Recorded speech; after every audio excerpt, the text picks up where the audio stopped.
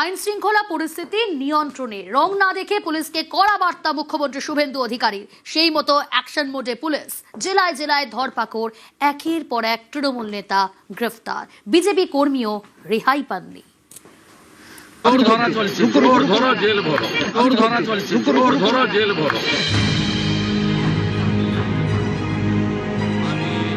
পালাবদলের পর রাজ্যে ক্ষমতায় বিজেপি সরকার। মুখ্যমন্ত্রী পদে শপথ নিয়েছেন শুভেন্দু অধিকারী। দায়িত্ব নিয়েই পুলিশ প্রশাসনকে হাত খুলে কাজের বার্তা দিয়েছেন। সেই মতো অ্যাকশন মোডে পুলিশ।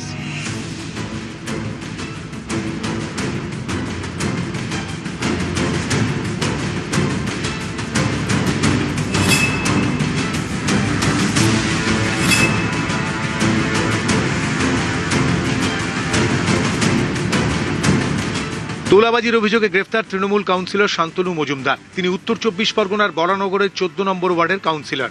ব্যবসায়ী প্রমোটারদের থেকে তোলাবাজির অভিযোগ তৃণমূল কাউন্সিলর শান্তনুর বিরুদ্ধে। বনহুগলি থেকে অভিযুক্ত কাউন্সিলরকে গ্রেফতার করেছে পুলিশ।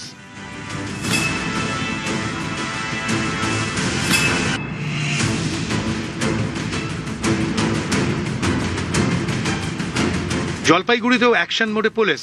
গ্রেফতার ফেরার তৃণমূল নেতা কৃষ্ণ দাসের ছায়াসঙ্গী সাগর লাকড়া।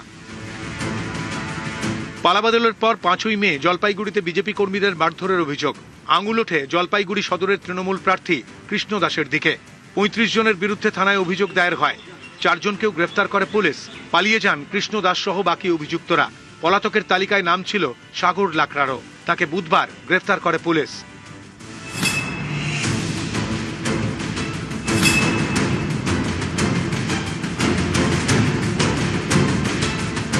জলপাইগুড়িতে জালে তৃণমূল নেতা, বজরং দলের সদস্য পদ পাইয়ে দেওয়ার নামে টাকা তোলার অভিযোগ। ধৃত ময়নাগুড়ি পঞ্চায়েত সমিতির তৃণমূলের প্রাক্তন স্বাস্থ্য কর্মাধ্যক্ষ তপন মজুমদারকে গ্রেফতার করেছে ময়নাগুড়ি থানার পুলিশ।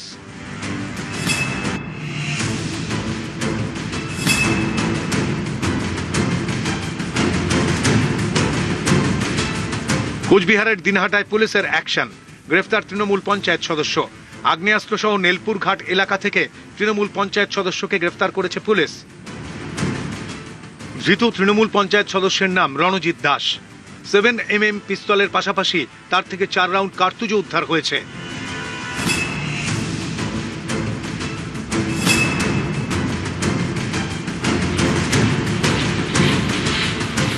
নেপাল পালানোর পথে পুলিশের জালে। গ্রেফতার উত্তর দিনাজপুরের চোপড়ার তৃণমূল নেতা গোপাল ভৌমিক।